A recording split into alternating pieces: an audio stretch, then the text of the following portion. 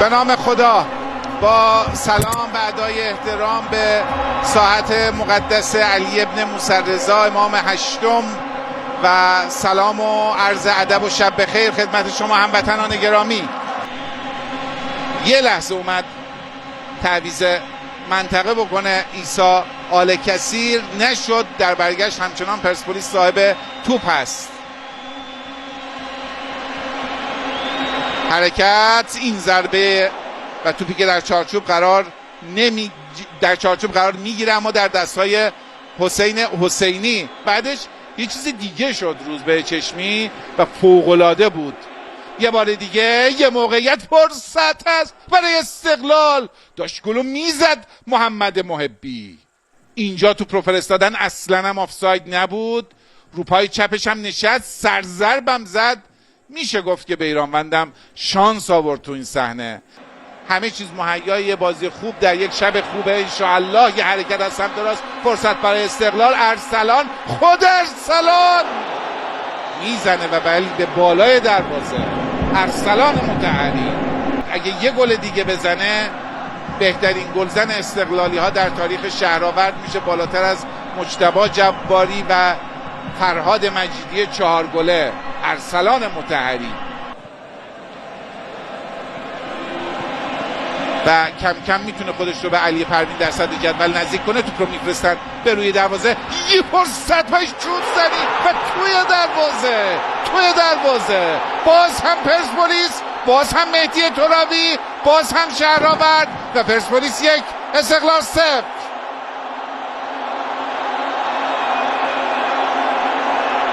جدیترین حمله پرسپولیس برخلاف 2 حمله قبلی استقلال که به گل تبدیل نشد، اینجا گل میشه. توپ رو فرستاد دانیال، برگردوندن، یه کنترل، یه شوت دقیق. حسین حسینی هم رفت به سمت توپ اما توپ به کنج دروازه رفت. سرعت و دقت توپ زیاد بود. پرسپولیس 1 استقلال 0.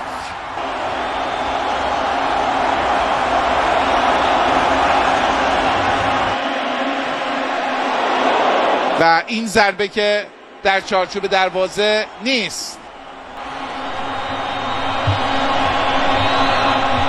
میتونه مربی بفرسته به روی دروازه. مشت اول رو میزنن. در برگشت بازیکنان استقلال همچنان صاحب توپ. فرصت برای سعید مهری، میزنه توپ رو به تیر دروازه، انگار برخورد کرد. حالا ضربه آهسته رو ببینیم کارگردان عزیزمون. بله، یه سایشی با تیر هم داشت. خودش کوتاه دوباره دریافت میکرد برمیگردونن به عقب. این شوت از راه دور، دفع ناقص حسینی. این بار پرسپولیس میتونست حساب کار رو 2 برابر بکنه.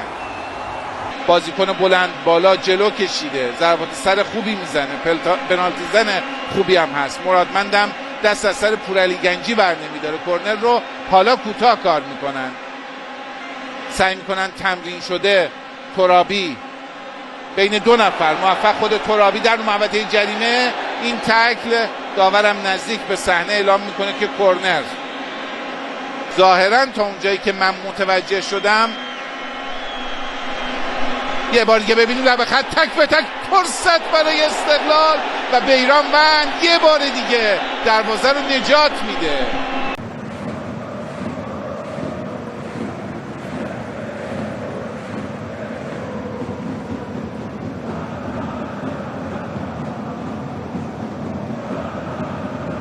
صالح اردانی میفرسته روی دروازه، از همه عبور میکنه. حالا برای قائدی، مهدی قائدی میزنه ضربه رو از بالای دروازه، توپ به بیرون میره. با هم میان برای کارهای تهاجمی. سلمانی بیشتر مانا هست و در کارهای دفاعی بیشتر به درد میخوره. مهدی ترابی و روزبه چشمی به نظر نباید اینگونه رفتار بکنن. از 2 ملی پوش بعید. ترابی رو هم کمتر میشه دید که اینگونه عصبانی شده باشه. دیگه همه وارد زمین میشن. افشین پیروانی شخصا و رأسا دست به کار میشه برای آروم کردن مهدی ترابی.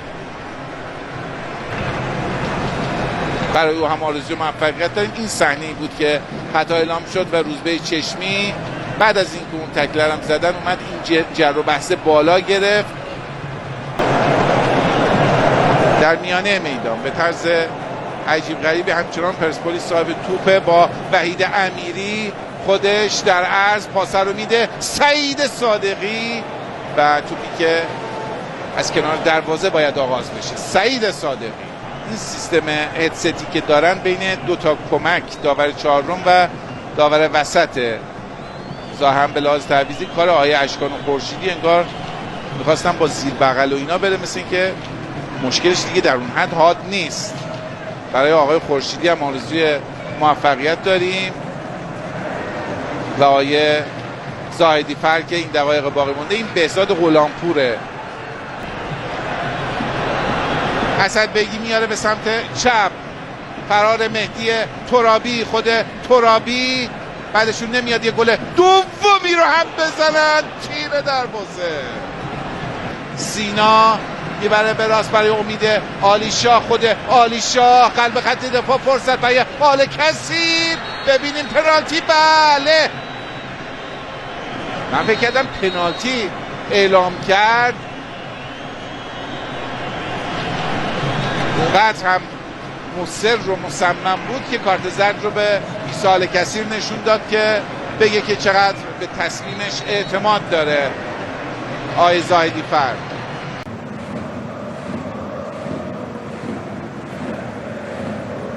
مهری، خود سعید مهری بلند به روی دروازه، یه فرصت برای قائدی تا برگرده به سمت توپ. حالا این شوت میخوره به پای مدافعین. عجب بازی و استراب و التهابی داره این دقایق. حالا میفرستن توپ رو به روی دروازه، این ضربه سر و توی دروازه. عجیبه ولی باور کردنی ظاهرا. ثانیه پایانی کی گل زد؟ استقلال 1 پرسپولیس 1. این بازی قصد تموم شدن نداره، فینال ادامه پیدا میکنه. یک بار دیگه ببینیم این ضربه سر و حساب کار رو 1-0 میکنه. مرادمند مدافع پیشتاخته بسیار مختصر و مفید این فصل بازی کرده محمد حسین مرادمند، اما این سومین گلشه به نظرم داره میزنه. شهرآوردهای پایتخت ببینیم کارت قرمز رو به کی داد. ساپینتویی که داره میره نمیدونم به او داده، همه دور و بر او داره دیگه دردشو با اشکان خورشیدی مطرح میکنه. اگه این اتفاق بیفته بیشترین ضربه رو الان از ساپینتو ظاهرا استقلال خواهد خورد. زرندی هم نمیتونه آرومش بکنه. ببینیم چی شده. کسی جلودار ساپینتو نیست. قسمت قرمز یه مقدار آرومتره. الان این فرصت هست و این شوت از راه دور سنگین با اختلاف کم ضربه مهدی ترابی از کنار دروازه به بیرون میره. حالا میزنه توپ رو عالیشاه به روی دروازه، خطرناک، با اختلاف کم توپ به بیرون میره.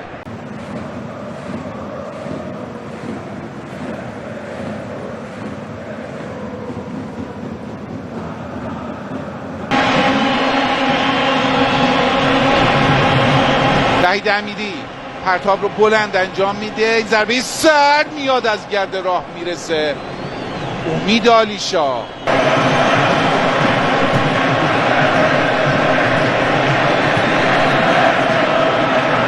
حرکت از وحید امیری و امید عالیشاه. خود وحید امیری یه موقعیت برای پرسپولیس، قلقلتون توپ به بیرون رفت. خود عالیشاه پشت توپ میزنه مستقیم به سمت دروازه و توی دروازه. یک بار دیگه پرسپولیس در این مسابقه پیش میفته. حسین حسینی چهره مغموم این دیدار. امید عالیشاه، کریم باقری و یحیی گل محمدی در آغوش هم. یحیی گل محمدی باز هم داره توصیه رو میگیره از بله، سعی کردن که با ضربه سر هیچ کس توی توپ اثر نگذاشت و توپ مستقیم وارد دروازه شد. 115مین دقیقه مسابقه هست. میخواد ضربه رو بزنه، میزنه مستقیم، توپ رو برمیگردونن، بلافاصله برمیگردونن برای اون دوتا بازیکنی که آرمان رمضانی و مهدی قائدی مترصد رسیدن توپ بودن و 3-4 بازیکن هم باشون مونده بودن. مشکل خاصی نداره، برمیگرده. اعلام خطا به نفع در واقع نسوت پایان بازی، برتری پرسپولیس برای سومین بار در تاریخ این باشگاه. پرسپولیس همزمان قهرمان لیگ و قهرمان جام حذفی میشه.